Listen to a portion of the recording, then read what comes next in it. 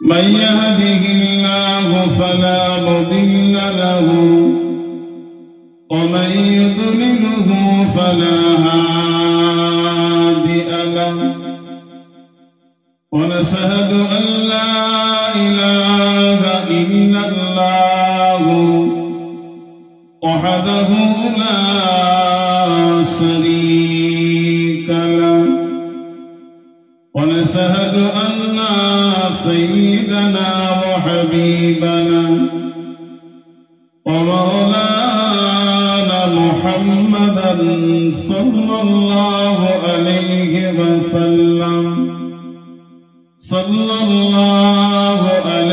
وسلم عبده ورسوله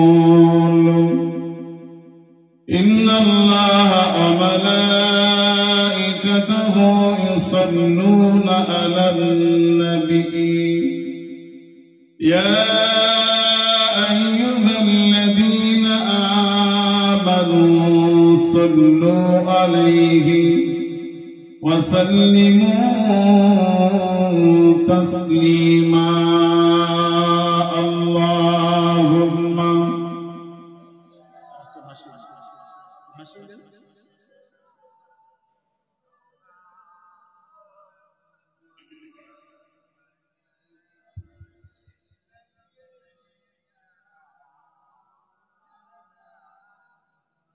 पैगंबरों का रोज़ा दिखा दे खुदाया दरे मुद्दतों से मिला दे खुदाया शराबी मोहब्बत पिला दे खुदाया पैगंबरों का रोज़ा दिखा दे खुदाया अल्लाहुम्मा सल्ली अला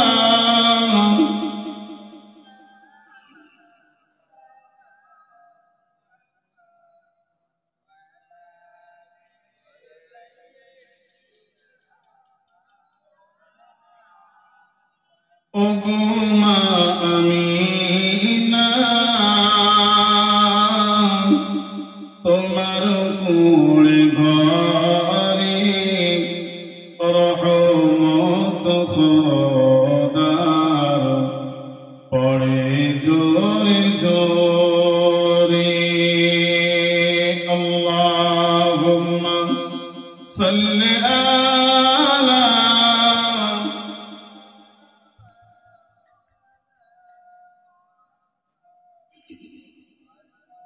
একটু মন খুলে উচ্চ আওয়াজে পড়েন এতগুলো মানুষ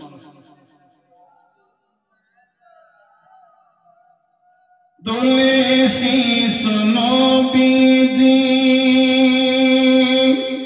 আমিনার আঙিনায় কি ফুল ফোটালেন খোদা আব্দুল্লাহর বাগিচায় সেই ফুলেরই খুশবুতে আজ জগৎ গেল ভরে রহমত খোদার পড়ে জোরে জোরে আল্লাহুম্মা খুব মুহাম্মদ সাল্লাল্লাহু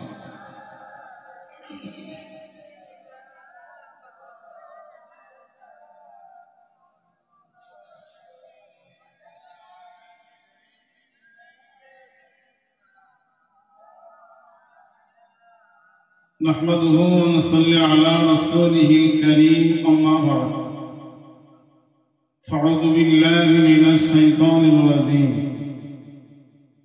يا أيها الذين آمنوا ادخلوا في السلم كافة ولا تتبعوا خطوات الشيطان إنه لكم عدو مبين قال النبي صلى الله عليه وسلم يحبون الذنوب وينسون التوبة إلى آخر الحديث أو كما قال عليه الصلاة والسلام। আজকে মজলিসের সম্মানিত নির্ধারিত সভাপতি সাহেব,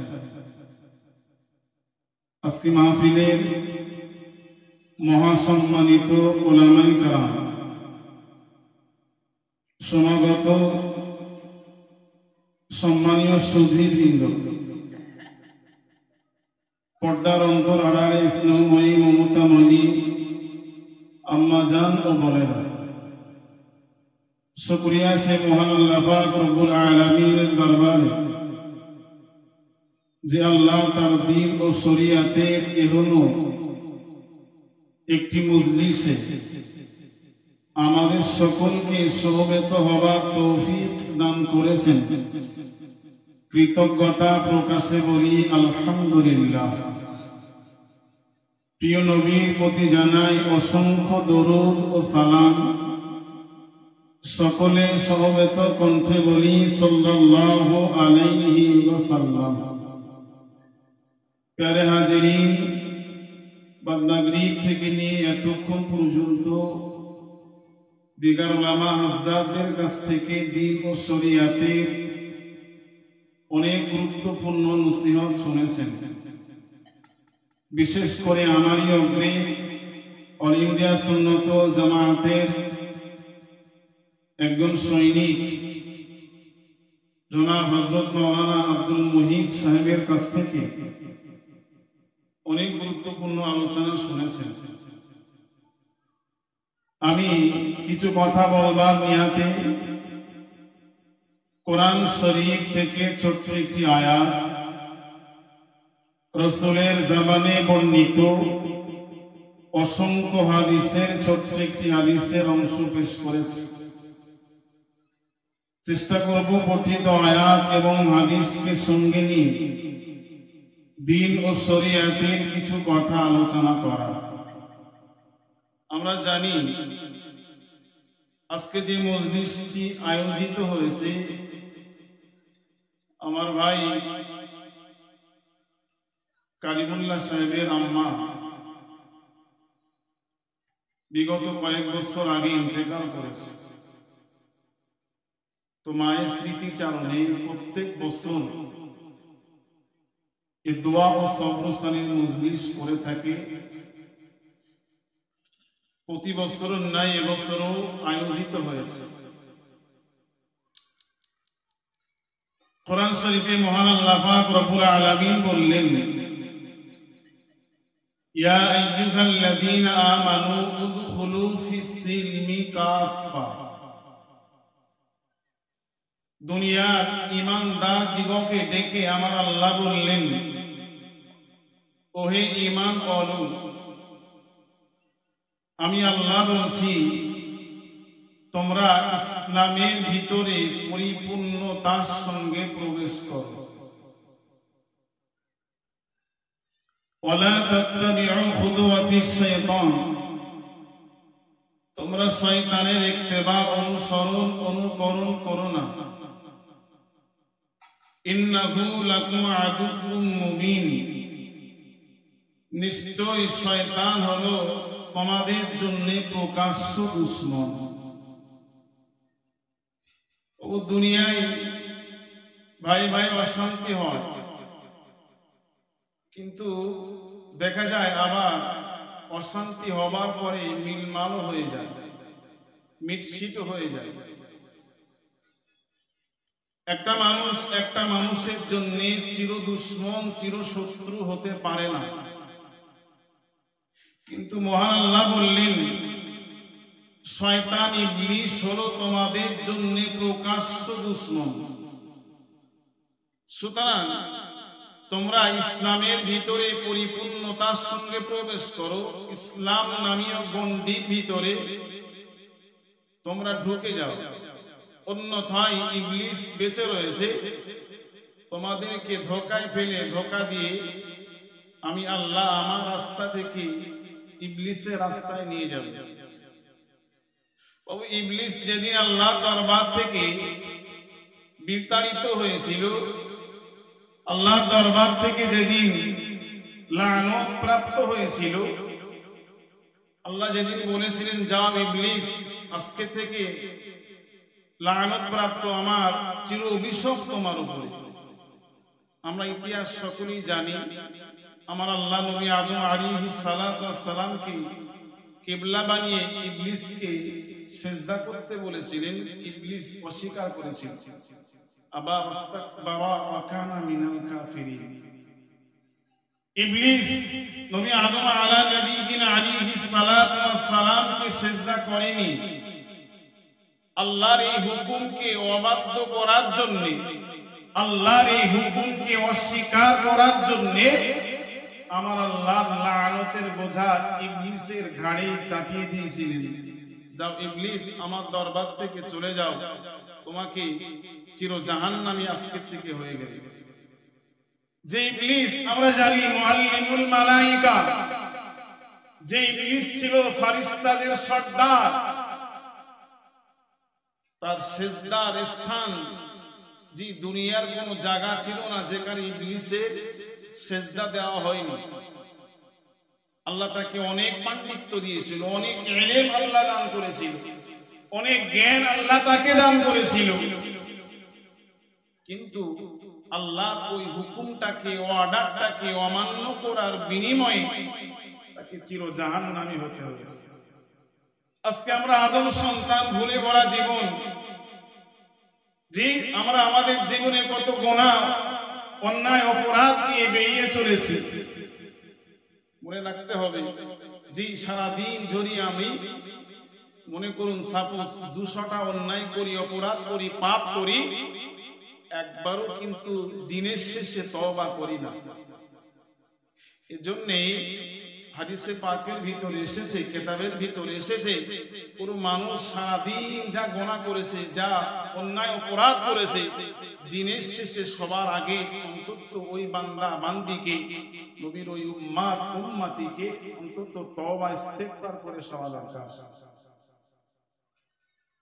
কিন্তু সারাদিন যদি 200 অন্যায় অপরাধ আমি করি, দিনের শেষে আমরা কিন্তু আল্লাহর কাছে একবারও তওবা করি না। কিন্তু রাসূল বলেছেন যে কুল্লু বনি আদম খাত্তাউন ওয়া খায়রুল খাত্তাইন আত-তাওয়াবুন, প্রতিটা বনি আদম সন্তান তারা হলো গুনাহগার। যে প্রত্যেকটা আদম সন্তানের কম বেশি গুনাহ রয়েছে, গুনাহবিহীন মানুষ খুঁজে পাওয়া যাবে না। প্রত্যেকটা মানুষের ভিতরে কম বেশি অপরাধ, ত্রুটি, অন্যায় রয়েছে। তার ভিতর থেকে সেই মানুষটাই হলো শ্রেষ্ঠ, খায়রুল খাত্তাইন আত-তাওয়াবুন, যিনি অন্যায় অপরাধ গুনাহ করবার পরে আমি আল্লাহ আমার কাছে তওবা করে। বলুন না সুবহানাল্লাহ। সুতরাং আমরা সারাদিন যে অন্যায় অপরাধের সঙ্গে জড়িত, অন্তত ঘুমোতে যাওয়ার আগে সবার আগে আল্লাহর কাছে তওবা ইস্তেগফার করা দরকার। আল্লাহ সারাদিন যে অপরাধগুলো করেছি আল্লাহ তুমি ক্ষমা করে দাও।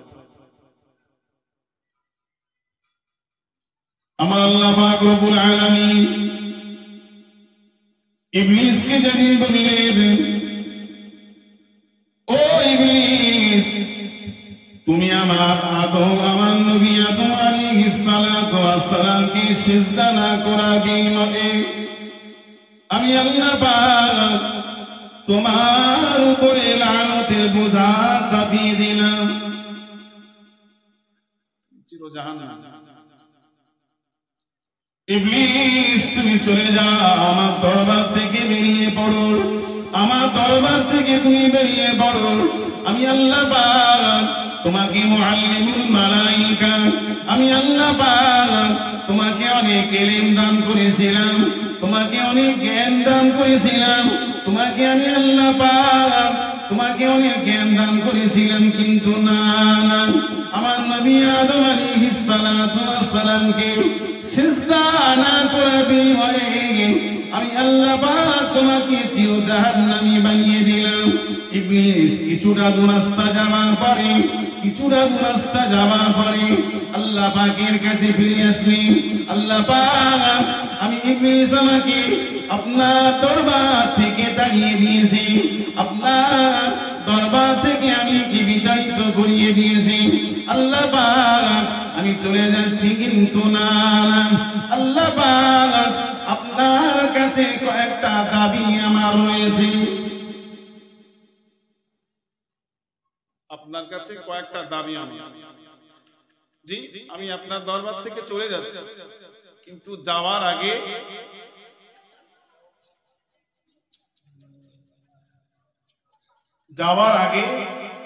কয়েকটা দাবি আমার। ও আল্লাহর বান্দা, ইবলিস আমার দরবারে চলে আসলেন।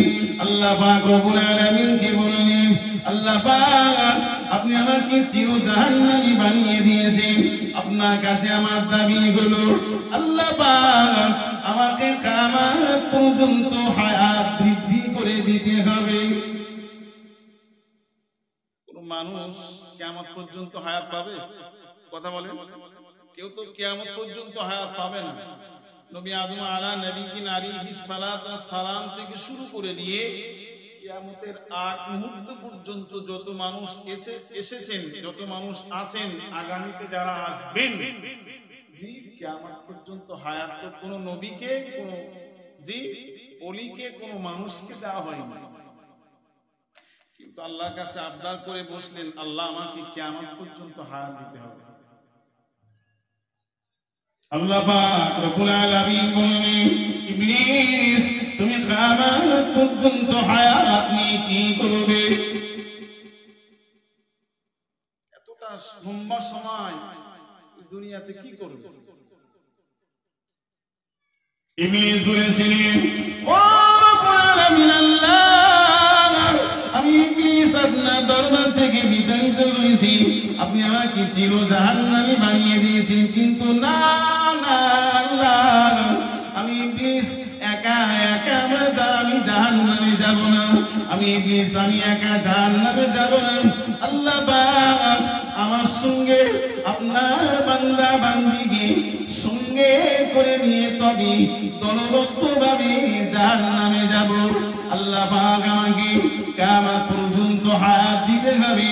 আল্লাহ আপনার যে সমস্ত বান্দা, আপনার যে সমস্ত বান্দি আপনার রাস্তায় পরিচালিত হবে, আপনার রাস্তায় পরিচালিত হবে, ওই সমস্ত বান্দা, ওই সমস্ত বান্দি দিগকে সুশ্রী দিয়ে আমি ইবলিস আমার রাস্তায় নিয়ে এসে তাদেরকে চির জাহান্নামী বানিয়ে দেব।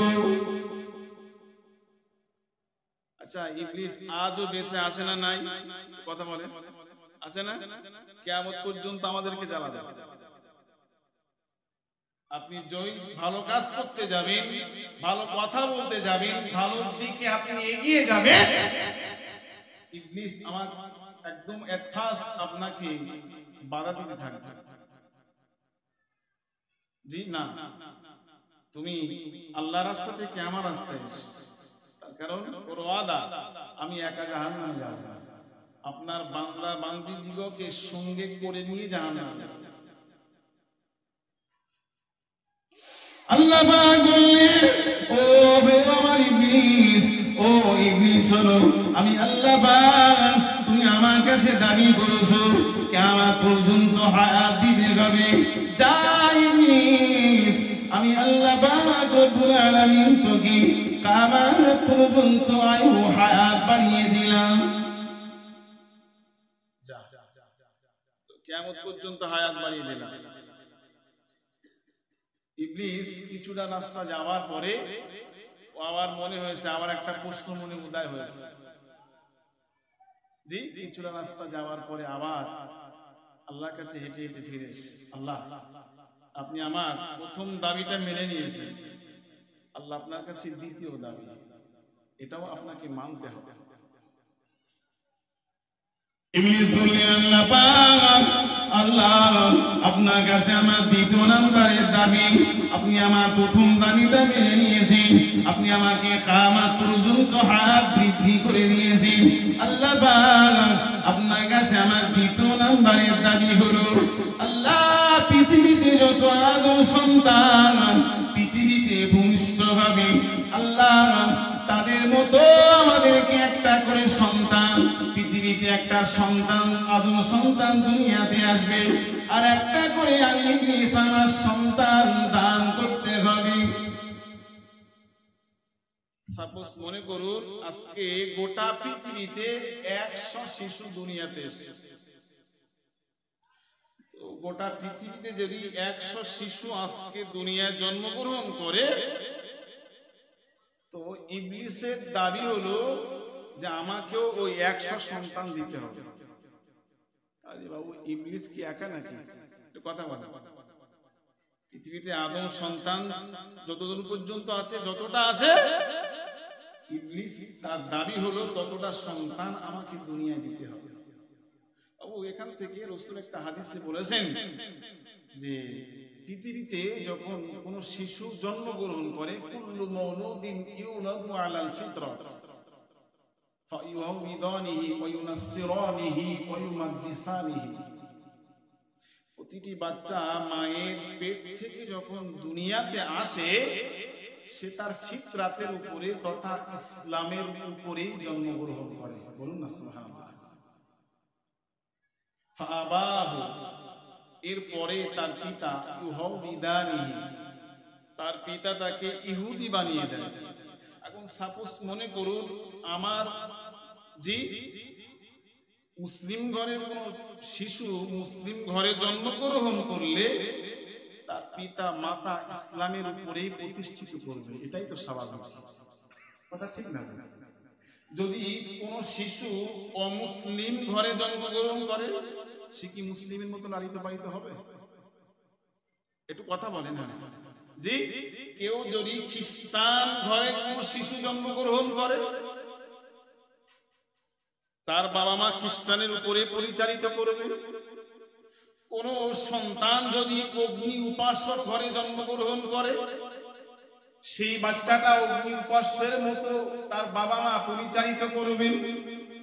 কেউ যদি ইহুদি নাসারা জি তথা খ্রিস্টান ঘরে জন্মগ্রহণ করে, সে তার বাবা মা সেইভাবেই তাকে লালিত পালিত করবে।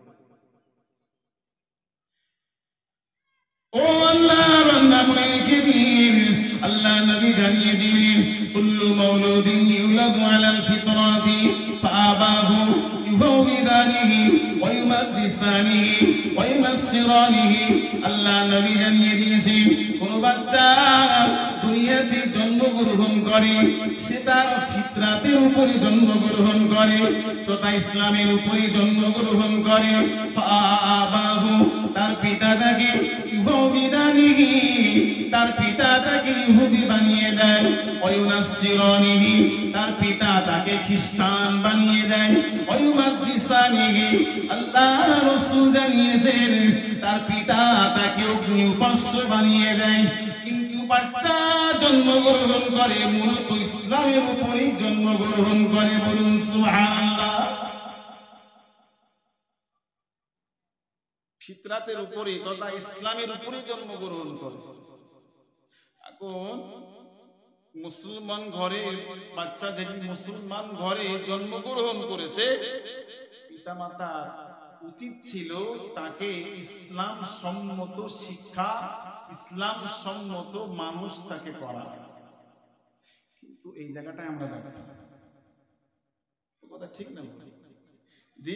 আজকে সন্তান আমরা জন্মগ্রহণ করেছি জি, বড় হয়ে পিতামাতা কথা মতো চলে না, পিতামাতাকে দেখে না, পিতামাতার অবাধ্যচারণ করে। কিন্তু পিতামাতাকে মানতে হবে, মান্যতা দিতে হবে, শ্রদ্ধা করতে হবে, এই শিক্ষা রাসূলুল্লাহ দিয়ে গেছেন। বলুন না সুবহানাল্লাহ। রাসূলুল্লাহ যখন মায়ের গর্ভে আব্বাজিকে হারিয়েছে, বয়স যখন 6 বছর আম্মা জান আমিনাকে হারিয়েছে। রাসূলুল্লাহর বয়স যখন 8 বছর জি দাদুজি আব্দুল মুত্তালিবকে হারিয়েছে। রাসূলুল্লাহকে নবুয়ত দান করা হলো, দ্বীনের খেদমত মানুষের কাছে প্রচার প্রসার করতে লাগলেন। যে দুর্বার গতিতে রাসূলুল্লাহ দ্বীনের দাওয়াত মানুষের কাছে পৌঁছে দিচ্ছে। কোন এক তারিখে নবী আমার সাহাবাদেরকে নিয়ে কোন একটা জায়গায় বসে রয়েছে, হঠাৎ করে দেখতে পেলেন একজন বয়স্ক মানুষ, বৃদ্ধা মহিলা ঘোমটা দিয়ে জি নবীর দিকে টুকটুক করে আগিয়ে আসছে, নবীর দিকে আস্তে আস্তে আগিয়ে আসছে। ও আল্লাহর বান্দা, আল্লাহ নবীর দিকে যেই না আগিয়ে আসছে, আল্লাহ নবী দু জানে বারসা জনাবে মুহাম্মদুর রাসূলুল্লাহ সাল্লাল্লাহু আলাইহি ওয়াসাল্লাম ওই বুড়িমাটাকে লক্ষ্য করে আল্লাহ নবী উঠে দাঁড়িয়ে পড়লেন। আল্লাহ নবী উঠে দাঁড়িয়ে পড়লেন। না না না, দেখতে পাওয়া গেল ওই বুড়িমা রাসূলুল্লাহর নিকটস্থ যেই না হলে আল্লাহ নবীর কাছ পর্যন্ত যেই না পৌঁছালো, দেখতে পাওয়া গেল রাসূলুল্লাহর গায়ে চাদর মোবারকটা জমিনের উপরে বিছিয়ে দিলেন। আল্লাহ নবী তার চাদর মোবারকটা আল্লাহ নবী জমিনে বিছিয়ে দিলেন। বুড়িমা যেই না রাসূলুল্লাহর কাছে চলে আসলেন, আম্মা জান রাসূলুল্লাহর নিকটবর্তী যেই না চলে আসলেন, দেখতে পাওয়া গেল বুড়িমার হাতটা ধরে আল্লাহ নবীর চাদরের উপরে বসিয়ে দিলেন। আল্লাহ নবী বুড়িমার হাত দুখানা ধরে আল্লাহ নবী বিছানো চাদর বালকের উপরে বুড়িমাকে বসিয়ে দিয়ে অনেকক্ষণ গল্প করলেন, কথাবার্তা বললেন, অনেকক্ষণ আলাপ চাহিদা করলেন। দেখতে পাওয়া গেল বুড়িমা রাসূলুল্লাহর দরবার থেকে বিদায় নিচ্ছে, রাসূলুল্লাহর দরবার থেকে চলে যাচ্ছে। না না, চলে যাওয়ার সময়ে আল্লাহ নবী বুড়িমা চলে যাওয়ার সময় আল্লাহ নবী উঠে দাঁড়িয়ে পড়লেন, বুড়িমার হাত দুখানা ধরে তুলে দিলেন। তারা চলে যাচ্ছেন, বুড়িমা অনেক দূর পর্যন্ত চলে যাচ্ছে। অনেক দূর চলে গেল, যাওয়ার পরে আল্লাহ নবী তবে তার নিজের জায়গায় বসে পড়লেন। সাহাবারা জিজ্ঞাসা করলেন, ইয়া রাসূলুল্লাহ, ইয়া হাবিবাল্লাহ, দেখতে পেলাম একটা বুড়িমা ঘন্টা দিয়ে আপনার কাছ পর্যন্ত এসেছে, আর আপনি তাকে হাত দুখানা ধরে আপনার গায়ের নতুন চাদরটা বিছিয়ে দিয়ে আপনি তাকে বসিয়ে দিলেন, তার সঙ্গে অনেক কথা বললেন। তারা বুড়িমাটা চলে যাচ্ছে, আবার আপনি উঠে দাঁড়িয়ে বললেন, ইস্তেকবাল করলেন, সম্মান করলেন। কে ওই বুড়িমা যার জন্য বিশ্বনবী আমার উঠে দাঁড়িয়ে বললেন, ইয়া রাসূলুল্লাহ, ইয়া হাবিবাল্লাহ, হুজুর আপনি বলুন না, বলুন ওই বুড়িমাকে যার জন্য আপনি উঠে দাঁড়িয়ে বললেন। আল্লাহ নবী বললেন, ও সাহাবারা, আমি রাসূলুল্লাহ জানিয়ে দিলাম ওই বুড়িমাটা অন্য কেউ নয়। আমি রাসূলুল্লাহ যখন মায়ের গর্ভে রয়েছি, আমি আমার পিতা আব্দুল্লাহকে হারিয়ে ফেলেছি। আমার বয়স যখন 6 বছর হয়ে গেল, আমার মা আমিনাকে হারিয়ে ফেলেছি। না না, আমি দুঃখে আমি রাসূলুল্লাহ বড় হয়েছি। উনি আর অন্য কেউ নয়, হালিমাতুস সাদিয়া, আমার দুদুমা হালিমাতুস সাদিয়াকে রেখে আমি রাসূলুল্লাহ দাঁড়িয়ে পড়েছি। জোরে বলুন সুবহানাল্লাহ, আরো জোরে বলুন সুবহানাল্লাহ। মা সম্মান রাসূল করেছেন, নিজের মা না পেলেও মা হালিমাতুস সাদিয়াকে দেখে আল্লাহ নবী উঠে দাঁড়িয়ে পড়লেন, সম্মান জানালেন। আজকে সন্তান বড় হয়েছে, জি আব্বা মাকে খেতে দেয় না, কত পয়সা, জি কত দিকে খরচ করে ফেলছি, মাকে 2 টাকা দিতে গেলে আমরা কৈফিয়ত করি। ও আল্লাহর বান্দা, মা জননী তারা 10 মাস 10 দিন গর্ভে রেখে আমাদেরকে দুনিয়াতে ভূমিষ্ঠ করিয়েছে। মা জননী, আল্লাহ রাসূল একটি হাদিসের ভিতরে জানিয়েছে, কোন গর্ভবতী মা যদি মায়ের গর্ভে গর্ভে সন্তান থাকাকালীন কোন মা জননী যদি এতটুকু নিয়ত করে আমার গর্ভে সন্তান যেটি রয়েছে ছেলে হোক কিংবা মেয়ে, ছেলে হোক কিংবা মেয়ে, আমার গর্ভে যে সন্তানটা রয়েছে ভূমিষ্ঠ করে আমি তাকে হাফেজে কোরআন বানাবো, ভূমিষ্ঠ করে তাকে আলেম দ্বীন বানাবো। এতটুকু কোন মা তার গর্ভে সন্তান থাকা অবস্থাতে যদি এই নিয়তটা করে আল্লাহ রাসূল জানিয়ে দিলেন, ও দুনিয়ার মা শুনে রেখে দাও, আমি রাসূলুল্লাহ জানিয়ে দিলাম এতটুকু নিয়ত করবার বিনিময়ে ওই মা জননী একটা মানুষ সারা রাত ধরে নফল নামাজ পড়লে সারা রাত জেগে যদি কোনো বান্দা বান্দি নফল নামাজ আদায় করে, নফল নামাজ পড়ে, সে সওয়াব ওই বান্দা বান্দিকে তার নামায় আমালে দেওয়া হবে। এই গর্ভবতী মা এতটুকু নিয়ে করবার বিনিময়ে সারা রাত ধরে নফল নামাজ পড়লে যে সওয়াব হয়, আম্মা গর্ভবতী মায়ের নামায় আমালে সেই সওয়াবটা লিপিবদ্ধ করা হবে। জোরে বলুন সুবহানাল্লাহ। একদিন নয়, যে দিন থেকে এই নিয়তটা করবে সেই দিন থেকে মা বাচ্চা ভূমিষ্ঠ হওয়ার আগ পর্যন্ত, এক সেকেন্ড আগ পর্যন্ত এই সওয়াব পেতে থাকবে। একজন মানুষ সারা রাত ধরে ইবাদত বান্দেগী নামাজ পড়েছেন, যে সওয়াবটাকে দেওয়া হবে মা জননী এই নিয়তটা করবার বিনিময়ে সারা রাত ধরে তিনি এই সওয়াব সে মা পেতে থাকবে। কেন? মায়ের গর্ভে যখন সন্তান থাকে মায়ের ঘুম কিন্তু ঠিক মতো হয় না, হয় কি? হয়। মায়ের গর্ভে সন্তান থাকলে মায়ের ঘুম কিন্তু হয় না।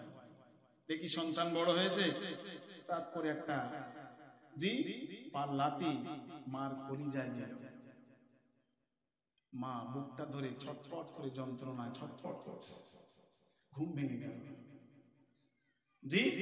মায়ের গর্ভে সন্তান থাকলে সেই মায়ের ঘুম সেইভাবে হয় না। এর জন্য রাসূল বলেছেন কোন মায়ের যদি সন্তান থাকে সারা রাত ধরে নফল ইবাদত করলে যে সওয়াব হয় তাকেও সেই সওয়াব, সারা রাত জেগে জেগে নামাজ পড়েছি সেই সওয়াবটাকে ওই মায়ের নামায় আমালে লিপিবদ্ধ করা হবে। শুধু এই নিয়তটা করবার বিনিময়ে আল্লাহ নবী হাদিসে পাকের ভিতরে জানিয়ে দিলেন, ও মা সাহাবারা, ও দুনিয়ার মা শুনে রেখে দাও, আমি রাসূলুল্লাহ জানিয়ে দিলাম সারা দিন ধরে কোন বান্দা বান্দি নফল রোজা রাখে, কোন বান্দা বান্দি সারা দিন নফল রোজা রাখে, যে সওয়াব ওই বান্দা বান্দি পাবে মা জননী যদি নিয়তটা করে আল্লাহ পাক সারা দিন ধরে কোন মানুষ যখন রোজা করেছে তার নামায় আমালে যতটা নেকি দান করা হয়েছে আল্লাহ পাক ওই মায়ের নামায় আমালে ততটা সওয়াব লিপিবদ্ধ করে দেবেন। জয় বলুন সুবহানাল্লাহ, আরো জয় বলুন সুবহানাল্লাহ। কেন না না না কোন মা জননী বাচ্চা গর্ভ থাকা অবস্থাতে রুচিশীল খাবার খেতে পারে না, সেই রুচিশীল খাবার সে ভক্ষণ করতে পারে না, যেটাই খায় সেটা অরুচির সঙ্গে খায়, না না রুচির সঙ্গে কোনো খাবার সে খেতে পারে না। সেই জন্য রাসূলুল্লাহ জানিয়ে দিলেন, না না সারাদিন ধরে নফল রোজা রাখে যে সওয়াব সে ব্যক্তি পাবে মা জননী এই রোজায় নিয়তটা করবার বিনিময়ে আল্লাহ পাক তার নামে আমালে এতটাই সওয়াব লিপিবদ্ধ করে দেবেন। জোরে বলুন সুবহানাল্লাহ, আরো জোরে বলুন সুবহানাল্লাহ। কিন্তু আমাদের মায়েদের এই সতর্ক আমাদের ভিতরে নেই। মায়ের গর্ভে সন্তান রয়েছে, মা ধর্ম কর্ম তো কিছুই থাকে না তার ভিতরে। বড় পীর আব্দুল কাদের জিলানী রাহমাতুল্লাহ আলাইহির কথা আপনারা শুনছিলেন। বড় পীর আব্দুল কাদের জিলানী রাহমাতুল্লাহ আলাইহি মায়ের গর্ভে রয়েছেন, পাওয়া গেল মা প্রত্যেক দিন জি খাওয়া আর ঘুমটাকে বাদ দিয়ে পীর আব্দুল কাদের জিলানী রহমাতুল্লাহ আলাইহি নামাজ পড়তেন আর কোরআন তেলাওয়াত করতেন। বলুন না সুবহানাল্লাহ। পীর আব্দুল কাদের জিলানী রহমাতুল্লাহ আলাইহি জি মায়ের পেটে থাকা অবস্থাতে আল্লাহর কোরআন শুনতেন। বলুন না সুবহানাল্লাহ। আজকে কটা মা কোরআন জানে, কটা মা কোরআন পড়তে পারে, কটা মা জি ওই অবস্থাতে কোরআন তেলাওয়াত করে? করি না। যে কথা বলতে বলতে একটা ব্যাগ ভরে এদিকে চলে এসেছে, ইবলিস আল্লাহর দরবারে চলে গেছে। আবার আল্লাহ আপনার কাছে আরো একটা দাবি। জি কি দাবি বলো? ইবলিস বলেন, আল্লাহ আদম সন্তানের মতো সন্তান আমাকে, কতটা সন্তান আমাকে দান করতে হবে?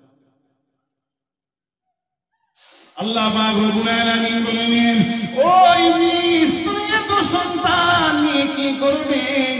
তোমার এতটা সন্তানের কিসের জন্য প্রয়োজন? ইবলিস বলেছিলেন, আল্লাহ পাক আমার এতটা সন্তানের জন্য লাগবে।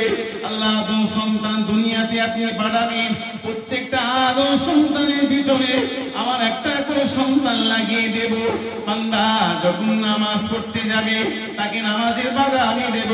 বান্দা যখন রোজা রাখতে যাবে আমার সন্তান তাকে বাধা দেবে। বান্দা যখন দান সাদকা করতে যাবে আমার সন্তান তাকে বাধা দেবে। আমার আপনার বান্দা যখন না ভালো কাজ ভালো কথা বলবে আমার সন্তান তাকে বাধা দেবে।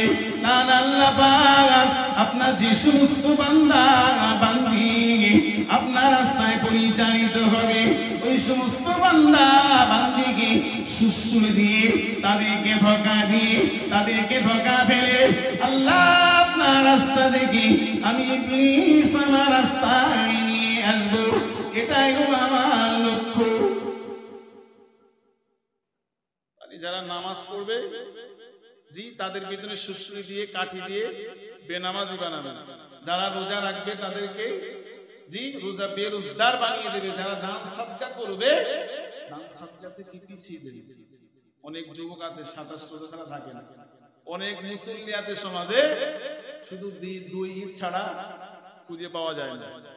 মুসল্লিদের ক্যাটাগরি আছে, প্রত্যেক দিনের মুসল্লি, সাপ্তাহিক মুসল্লি, বছরের মুসল্লি।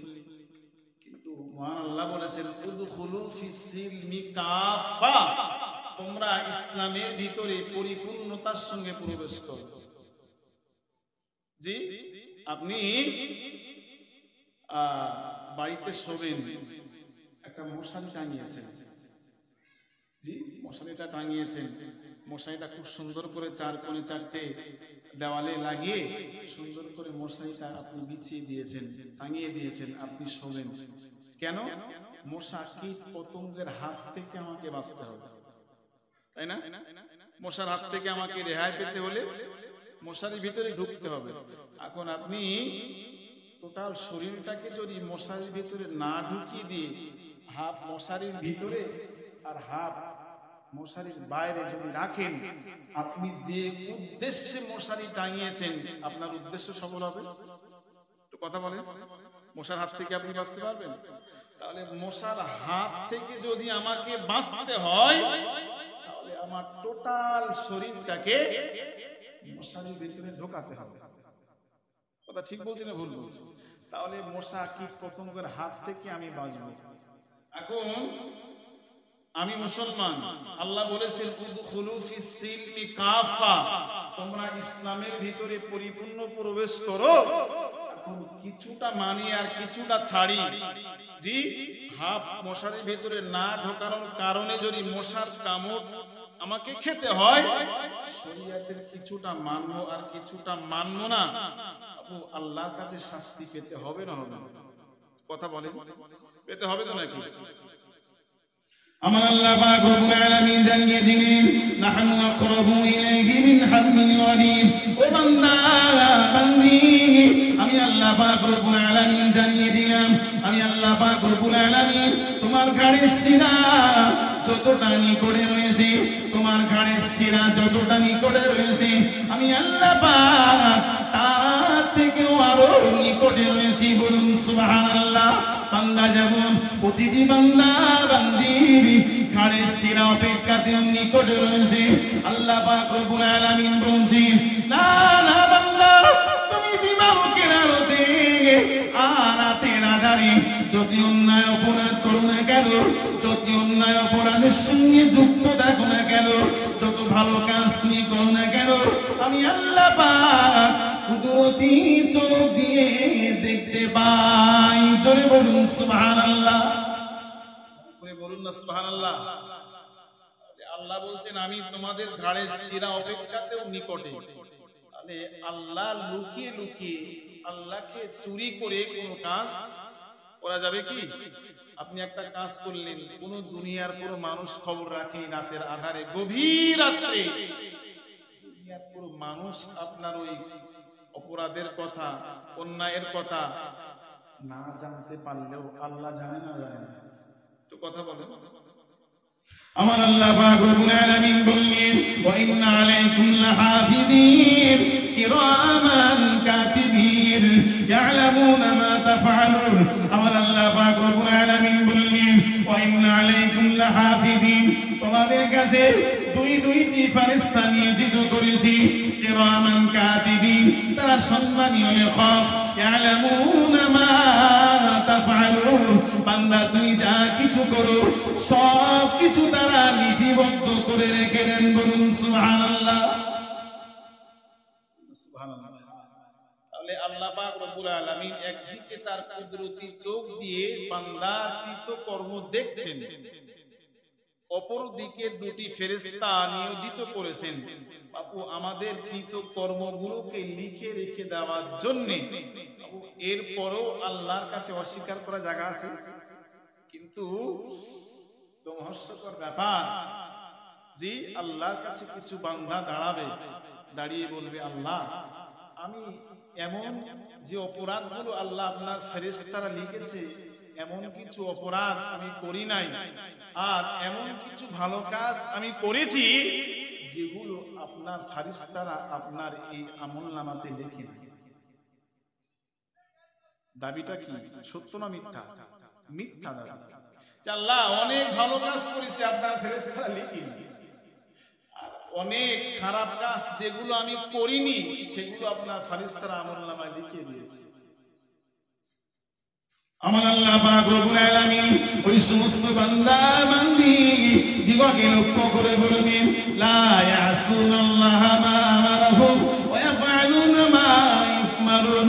ও বান্দা শোনো, আমি আল্লাহ পাক রব্বুল আলামিন বলছি, আমার ফেরেশতারা যাদেরকে আমি আল্লাহ দুনিয়াতে পাঠিয়েছি, যে যে উদ্দেশ্য করে পাঠিয়ে দিয়েছি, লা ইয়াসুনাল্লাহা মা আমারাহুম, না না না না, তারা আমার হুকুমের অবাধ্যতা করে না, বরং আমি আল্লাহ পাক রব্বুল আলামিন যে আদেশ তাদেরকে দিই সেই আদেশ তারা মানতে থাকে। বলুন সুবহানাল্লাহ। বলুন বান্দা, তুমি যে দাবিটা আমার কাছে করছো, যে দাবিটা নিয়ে আমার কাছে এসেছো, আমার ফেরেশতারা অনেক এমন ভালো কথা লিখে খারাপ লিপিবদ্ধ করে দিয়েছি।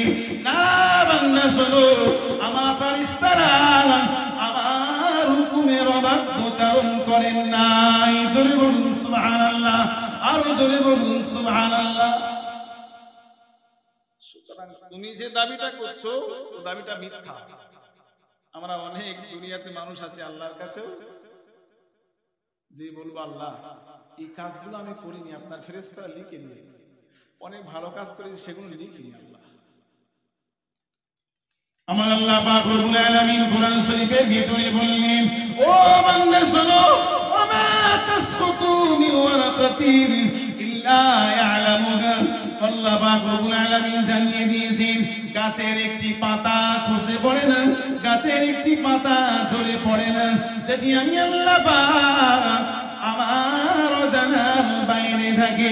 বান্দা শোনো, সুন্দর বনিয়ে গাছের পাতা যদি একটি খসে পড়ে না, বান্দা সিলেটের জঙ্গলে পাতা যদি একটি খসে পড়ে, আর বছর গ্রামে কোন গাছের পাতা যদি একটি খসে পড়ে আমি আল্লাহ পাক রব্বুল আলামিন যখন খবর রাখি বান্দা শুনে রেখে দাও আমি আল্লাহ পাক রব্বুল আলামিন বলছি দুনিয়াতে যে সমস্ত বান্দা দিনের আলোতে আর রাতের আধারে যত অন্যায় অপরাধ করুক না কেন আমি আল্লাহ পাক রব্বুল আলামিন আমার কুদরতি চোখ দিয়ে যেমন দেখতে পাই ঠিক পাশাপাশি আমি আল্লাহ পাক দুটি ফেরেশতা নিয়োজিত করে রেখেছি কিরামান কাতিবিন তারা সম্মানীয় লেখক ইয়ালামুনা মা তাফআলুন বান্দা তোমরা যা কিছু করো না কেন সব কিছু তারা লিপিবদ্ধ করে রেখে দেন বলুন সুবহানাল্লাহ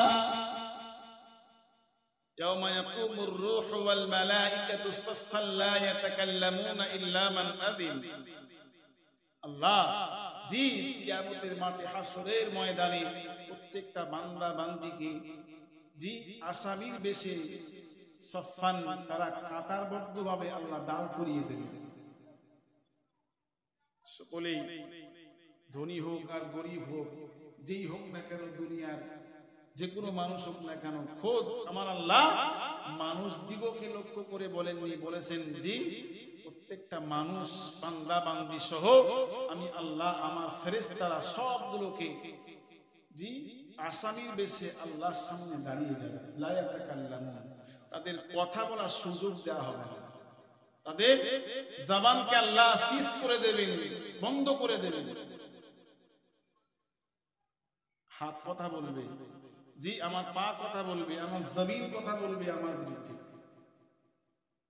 মুখ দিয়ে অস্বীকার করার জায়গা থাকবে না তার কারণ জবানটাকে আমার আল্লাহ বন্ধ করে দেবে জি আমার বিরুদ্ধে আমার হাত কথা বলবে পা কথা বলবে আমার জমিন যে জমিন দিয়ে আমি অন্যায় অপরাধের সঙ্গে জড়িয়েছিলাম সেই জমিন আমাকে সাক্ষী দেবে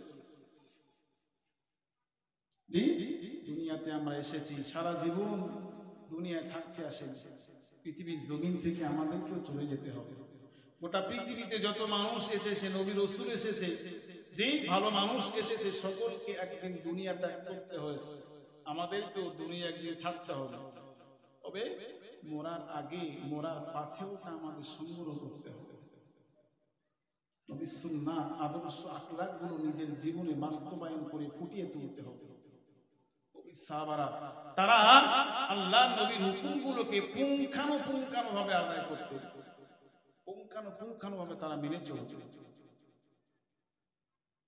নবীর একজন সাহাবা আল্লাহ নবীর একজন সাহাবা নাম তার হযরত আসওয়াদ রাদিয়াল্লাহু তাআলা আনহু নবী সাহাবা নাম তার আসওয়াদ রাদিয়াল্লাহু তাআলা আনহু না দেখতে পাওয়া গেল নবী সাহাবা আসওয়াদ নবীর দরবারে একদিন মন মলিন করে বসে রয়েছে মনটা খারাপ করে বসে রয়েছে মনটা খারাপ করে নবীর দরবারে বসা আল্লাহ নবী জিজ্ঞাসা করলেন ও আমার স্বামী আসওয়াদ তুমি কেন মনটা খারাপ করে মনটা মলিন করে আমার দরবারে বসে আছো আল্লাহ নবীর সাহাবা বলেছিলেন ইয়া রাসূলুল্লাহ গে ইয়া হাবিবাল্লাহ আমার মনটা খারাপের জন্য আমি আপনার সুন্নাতটাকে আদায় করতে চাই আপনার সুন্নাত রাসূলুল্লাহ বলেছে বিবাহ করাটা আন-নিকাহু মিন সুন্নতি ফামান রাগিবা আন সুন্নতি ফালাইসা মিন্নি আল্লাহ নবী জানিয়ে দিলেন বিবাহ করাটা হলো আমার সুন্নাত আমার সুন্নাত যে অস্বীকার করলো সে আমার উম্মতের বহির্ভূত ও ইয়া রাসূলুল্লাহ হাবিবাল্লাহ আমার দেখতে খারাপ গায়ের রং কালো কিন্তু আমার জীবনে বড় ইচ্ছা রাসূলুল্লাহর ওই সুন্নাতটাকে আমি আদায় করতে চাই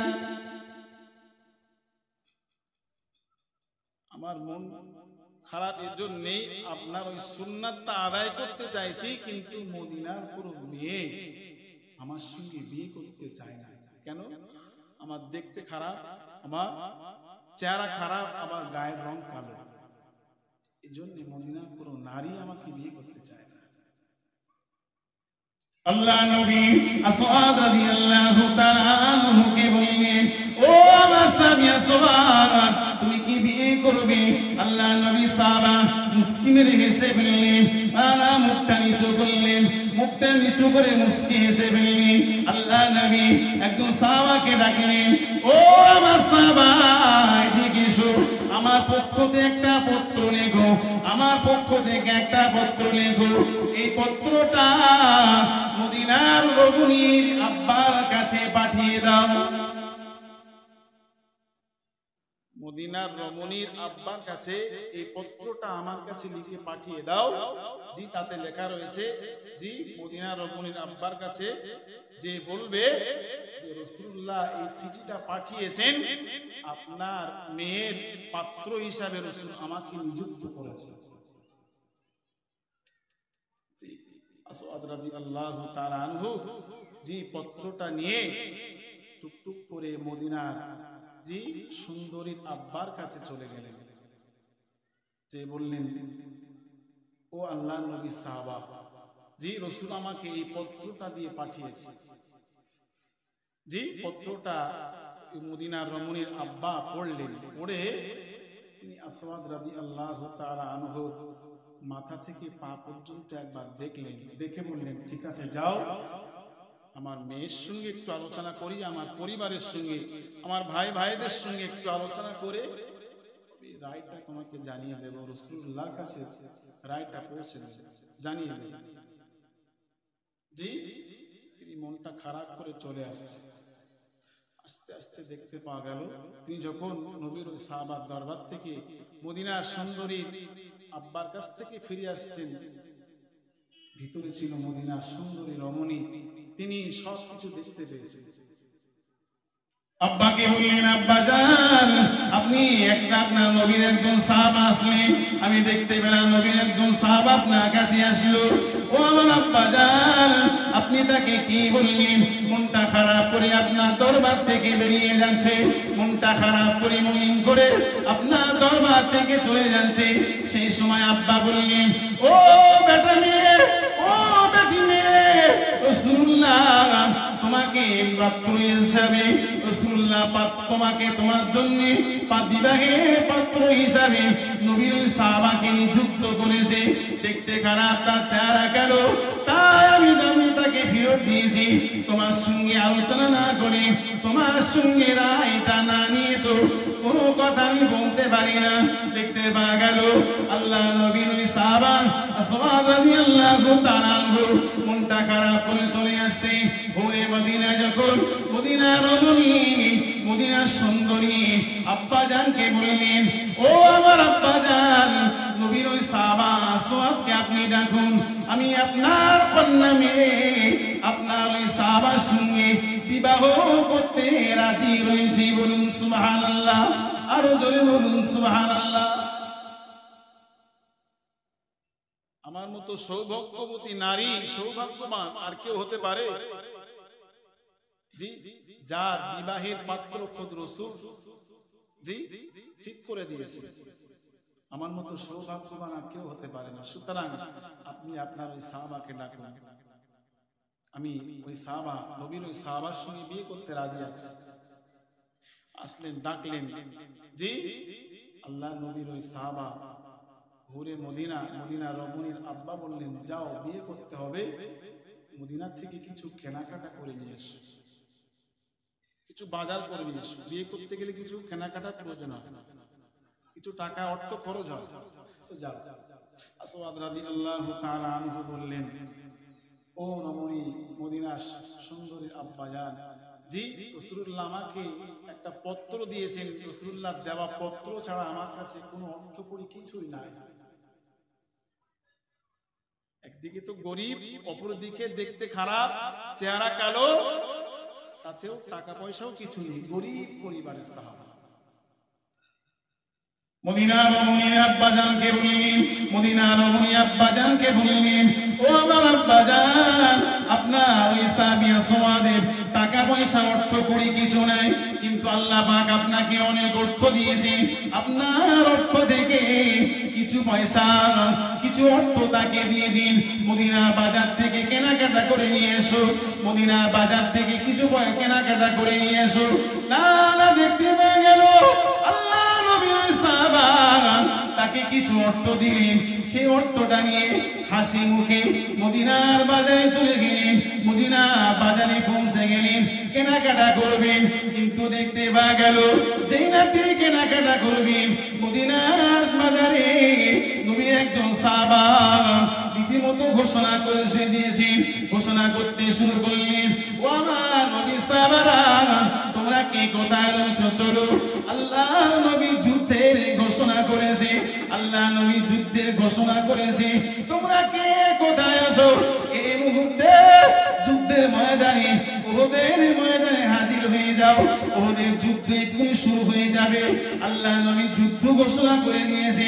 আসওয়াদ রাদিয়াল্লাহু তাআলা আনহু কান পর্যন্ত এই আওয়াজটা পৌঁছে গেল। আসওয়াদ রাদিয়াল্লাহু তাআলা আনহু তৈরি একটা দোকানে চলে গেলেন, মদিনার একটা দোকানে চলে গেলেন। দোকানদারকে জিজ্ঞাসা করলেন, ও দোকানদার, তোমার দোকানে কি তরবারি কিনতে পাওয়া যাবে? তোমার দোকানে কি তরবারি কিনতে পাওয়া যাবে নাকি? আর একটা দোকানে চলে যায়, আরো একটা দোকানে চলে যায়। দোকানদার, তোমার দোকানে কি তরবারি কিনতে পাওয়া যাবে নাকি? আল্লাহ নবী সাহাবা আসওয়াদ রাদিয়াল্লাহু তাআলা আনহু মদিনার বাজার থেকে বিবাহের অর্থটা দিয়ে একটা তরবারি কিনলেন। ছুটে ছুটে ছুটে ছুটে পাগলের মতো ছুটে ছুটে ওদের ময়দানে হাজির হয়ে গেলেন। ওদের ময়দানে হাজির হয়ে গেলেন। অনেক বেঈমান বেদিন দিগকে খতম করে দিয়ে জাহান্নামে পাঠিয়ে দিয়ে আল্লাহ নবী সাহাবী আসওয়াদ রাদিয়াল্লাহু তাআলা আনহু কাফেরদের তরবারি আঘাতে আঘাতে তিনিও আস্তে আস্তে জয়ীফ কমজোর হয়ে আল্লাহ নবী সাহাবা আসওয়াদ রাদিয়াল্লাহু আনহু তিনিও শহীদ হয়ে গেলেন। ইন্না লিল্লাহি ওয়া ইন্না ইলাইহি রাজিউন। যুদ্ধ শেষ হয়ে গেল। আল্লাহ নবী সাহাবাদিগকে বললেন, ও আমার সাহাবারা, যাও, চলে যাও, চলে যাও। ওদের ময়দানে যে সমস্ত সাহাবারা শহীদ হয়ে গেছে, যে সমস্ত সাহাবারা শাহাদাত বরণ করেছে, আমার ওই সমস্ত সাহাবাদের মুবারক লাশগুলোকে একত্রিত করো। ওই সমস্ত সাহাবাদের লাশগুলোকে একত্রিত করো। আমি রাসূলুল্লাহ তাদের লাশগুলোকে নিয়ে জান্নাতুল বাকিতে দাফন করে দেব। আমি রাসূলুল্লাহ ওদের লাশগুলোকে নিয়ে জান্নাতুল বাকিতে দাফন করে দেব। না না, নবী সাহাবারা ওদের প্রান্তরের লাশগুলো একত্রিত করতে লাগলেন। দেখতে পাওয়া গেল লাশগুলোকে একত্রিত করতে করতে নবীর একজন সাহাবা চিৎকার করে কেঁদে ফেললেন, ইয়া রাসূলুল্লাহ, ইয়া হাবিবাল্লাহ, দেখতে পাচ্ছি ওদের প্রান্তরে আপনার সেই কালো সাহাবা, আপনার সেই আসওয়াদ রাদিয়াল্লাহু তাআলা আনহু যার মনটা মলিন করে না বিবাহের সুন্নাত আদায় করার জন্য মনটা মলিন করে আপনার দরবারে বসেছিল। ইয়া রাসূলুল্লাহ, ইয়া হাবিবাল্লাহ, আপনার ওই কালো সাহাবী আসওয়াদ রাদিয়াল্লাহু তাআলা আনহু মুবারক লাশটা ওদের ময়দানে পড়ে রয়েছে। আল্লাহ নবী শোনা মাত্রই হাও হাও করে কেঁদে ফেললেন, হাও হাও করে ফেললেন। কেউ আমার সাহাবী, কি কথা আমাকে শুনিয়ে দিলে, কি কথা আমাকে শোনাচ্ছ? আমার সাহাবী আসওয়াদ রাদিয়াল্লাহু তাআলা আনহুকে তো আমি রাসূলুল্লাহ বিয়ের জন্য পাঠিয়েছিলাম। সে তো বিয়ে করতে গিয়েছিল, কিন্তু না না, আমার সাহাবী আসওয়াদ কেন ওদের ময়দানে পড়ে রয়েছে? তার লাশটা কেন ওদের ময়দানে পড়ে থাকবে? সে তো, তাকে তো আমি বিয়ের জন্য পাঠিয়েছিলাম, সে তো বিয়ে করতে গিয়েছে। আল্লাহ নবী সাহাবা জি নবীকে বলাই, আল্লাহ নবী কান্নায় ভেঙে পড়লেন। দেখতে পাওয়া গেল এদিক থেকে হরি সেই মদিনা রমণী হরে মদিনা আল্লাহ নবীর কাছে ছুটে ছুটে ছুটে ছুটে আল্লাহ নবীর কাছে হাজির হবে। রাসূলুল্লাহ, ইয়া হাবিবাল্লাহ হুজুর, আপনি আমার জন্য বিয়ের পাত্র হিসাবে আপনার সাহাবা আসওয়াদকে নির্বাচন করেছিলেন, কিন্তু আপনার সাহাবা আসওয়াদ উহুদের ময়দানে শহীদ হয়ে গেছে। ইয়া রাসূলুল্লাহ, দুনিয়ায় আসওয়াদের সঙ্গে আমার বিয়ে হলো না, আপনি দোয়া করুন আল্লাহ পাক রব্বুল আলামিন যেন আমাকে কাল কিয়ামতের মাঠে হাসরের ময়দানে জি আমার সঙ্গে আসওয়াদ, আমাকে আর আসওয়াদকে স্বামী স্ত্রী হিসাবে কবুল করে নেন। বলুন না সুবহানাল্লাহ, একটু মন করে বলুন না সুবহানাল্লাহ। জি একবার দুরূদ শরীফ, আল্লাহুম্মা সাল্লি আলা সাইয়্যিদিনা, মনে হচ্ছে না 3টে বেজে গেছে, জবান করে বলুন না। ওয়া আলা আলি,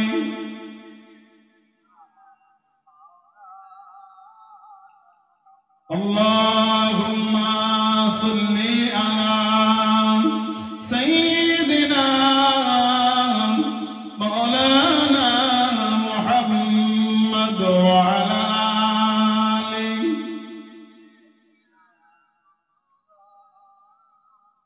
জগত জোড়া নবী